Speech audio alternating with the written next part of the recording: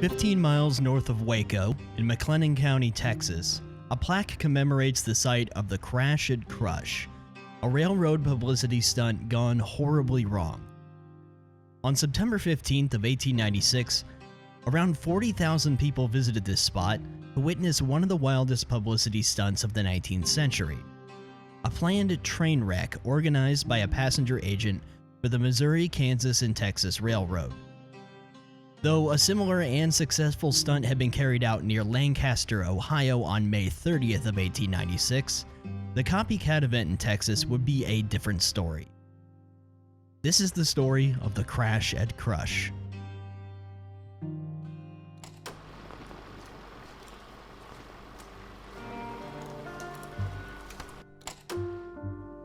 In the 1890s, the Missouri, Kansas, and Texas Railroad, commonly referred to as the Katy Line, had started replacing their 30-ton steam engines with larger, more advanced 60-ton units. This would leave almost 50 locomotives without a use for the railroad. Some would eventually be sold to logging camps, and others would find their way to gravel companies. However, even with these sales, there were still many left over. William George Crush was a passenger agent working for the Katy Line. And following a public spectacle that took place near Cleveland earlier in 1896, he proposed to use two of the line's obsolete locomotives and put them on a track facing each other a few miles apart. Then crews would fire up the engines, get them underway, and jump off. The trains would then race towards one another, picking up speed until they collided in a fiery and dramatic crash. The idea was that the railroad would charge no admission for spectators to witness this man-made accident. However, they would profit from the temporarily reduced ticket costs for these special excursion trains that would lead to the site. The company accepted Crush's idea and put him in charge of the project. There would be 3 engines chosen to be prepared for the event. The first was number 999. Which would be repainted bright green with red trim, and number 1001, repainted bright red with green trim opposite of 999. Both engines were thoroughly inspected in order to quell any potential mechanical failures for the event. Frank Barnes, who was a member of one of the locomotive crews, recalled, "I'll tell you, we really worked on those engines. Firemen in those days had to keep their engines in condition." The aforementioned third engine would be held in reserve in the event that one of them failed. In the days leading up to the event, the chosen locomotives were set out on a tour in order to drum up business. "We had a good time before the wreck, though," commented Barnes. "You see, in order to advertise the event, we toured all of North Texas in one of the trains. We went to Waco, Denison, and all the towns along the Katy. This tour would lead to thousands of spectators arriving to view the engines at each stop. As for the location, a spot would be chosen in McLennan County, Texas, 15 miles north of Waco, near one of Katy's main lines. The location had a natural amphitheater formed by 3 hills, and 4 miles of new track were laid, with a grandstand set up for honored guests. The company expected a large crowd, decided to drill 2 water wells at the site and run pipes to several hundred faucets. A large tent borrowed from the Ringling Brothers Circus was also set up as an area for serving food. A midway appeared featuring medicine shows and games, and politicians even took advantage of the crowd by giving speeches. The organizers had expected somewhere between 20,000 and 25,000 people to arrive, and built a special railway station at the site for the arriving passengers. The sign was raised proclaiming the site to be named as Crush, Texas. For one day, Crush would be the 2nd largest town in Texas.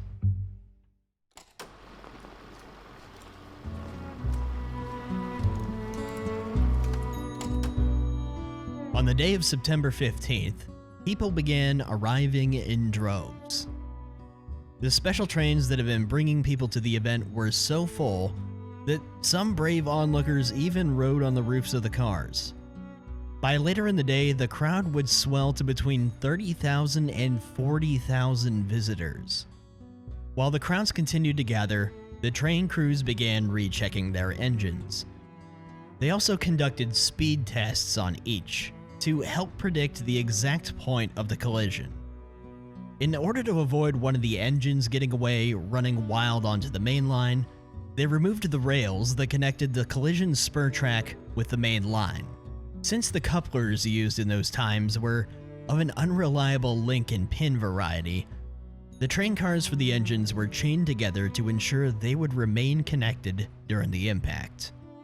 A primary safety concern was whether each of the locomotive's boilers would hold up under the stress and the shock of the crash. Steam engines used a large, heavy-pressure tank called a boiler to contain water heated to the boiling point by a fire fueled either by coal, wood, or oil. At a boiling point, some of the water turns to steam, and since steam takes up 1,675 times as much volume as the water it comes from, this expansion creates a massive pressure inside the boiler. The high-pressure steam is transferred through pipes to the cylinders and pistons connected to the engine's drive wheels. The high-pressure steam then moves to the pistons, giving the locomotive its power to move. When a boiler ruptures under pressure, the result is almost exactly like a large explosive. In 1912, a steam locomotive being readied for its run at the Southern Pacific Roundhouse in San Antonio, Texas, had its boiler rupture for unknown reasons. The resulting explosion leveled most of the buildings in the railroad yard, as well as much of the surrounding neighborhood. A house and its owner 7 blocks away were crushed by the front end of the locomotive as it fell from the sky. In this event, an estimated 40 people lost their lives, with another 50 injured. With this in mind, it was clear to the organizers that if one or both of the locomotive's boilers were to explode during the collision, it could be disastrous. William Crush had asked the Katie's engineers and was assured that the boilers of the select locomotives were designed to resist ruptures even in the event of a high-speed collision, and it would be virtually impossible for them to explode. With Crush reassured, he deemed to go ahead with the event. However, except for the reporters and the honored guests, spectators were to be kept back at a minimum of 100 yards from the track.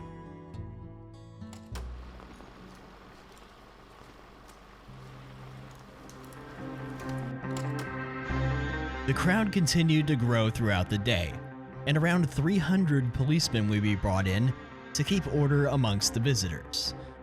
Finally, at 5 p.m., 1 hour later than planned, the two trains were brought together at the expected point of the collision in order to take photographs. Once the crews were ready and the stage was set, Crush, who was overseeing the event from the back of a white horse, waves his hat, and the crews in the locomotives threw the throttles to full. Barnes recalled, "We cut the reverse lever back to the second notch, stayed with the engine for 16 exhausts, that's 4 turns of the drivers, and jumped. Those were good engines, they really got up to speed," he added. The locomotives pulled only 6 cars each as they raced towards one another. By the time they closed the distance, which took only 2 minutes, they were moving at an estimated 45 miles per hour.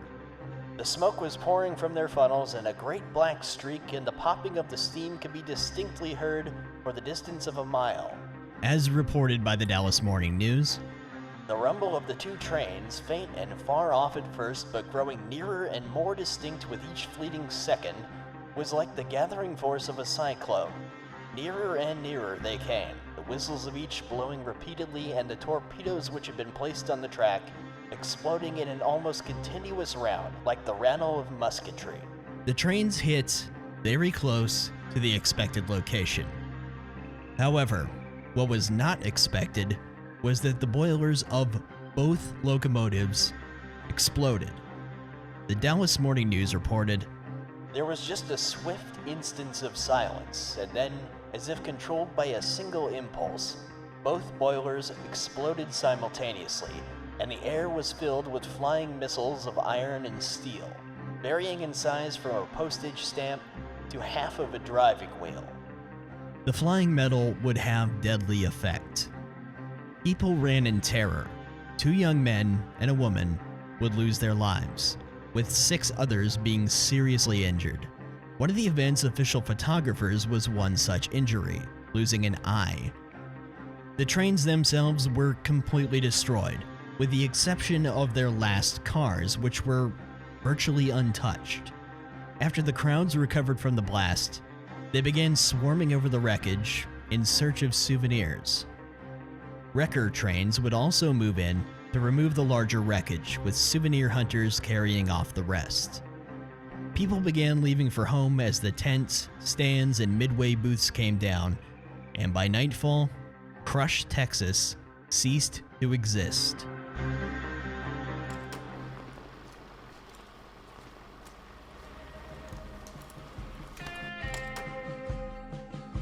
Nobody involved in the event or its aftermath is absolutely certain of why the boilers exploded.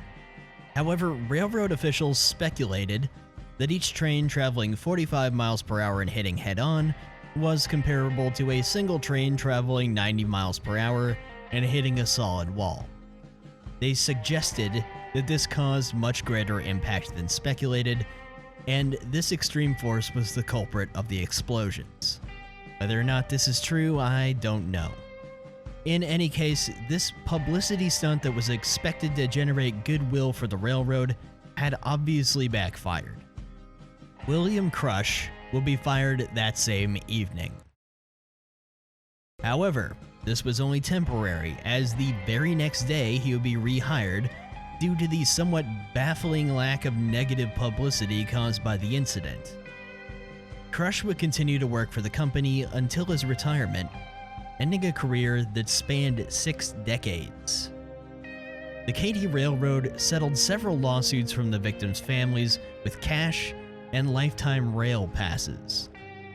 The injured photographer would receive damages amounting to $10,000, or roughly $311,000 in modern figures. Despite the tragic loss of life and the injuries caused by the event, the Katy Railroad benefited enormously from the attention it would receive, including international recognition. Despite the outcome of the event, many railroads would continue to stage locomotive collisions in the following years as similar publicity stunts. One bit of trivia is that famed ragtime composer Scott Joplin would go on to write a march for the event called The Great Crush Collision. It's unknown whether he actually attended the event, but he did immortalize this man-made disaster in his music. Much later on, in 1976, the Texas Historical Commission would erect a historical marker a few miles from the site in modern-day West Texas. Not West Texas, the town's called West anyways.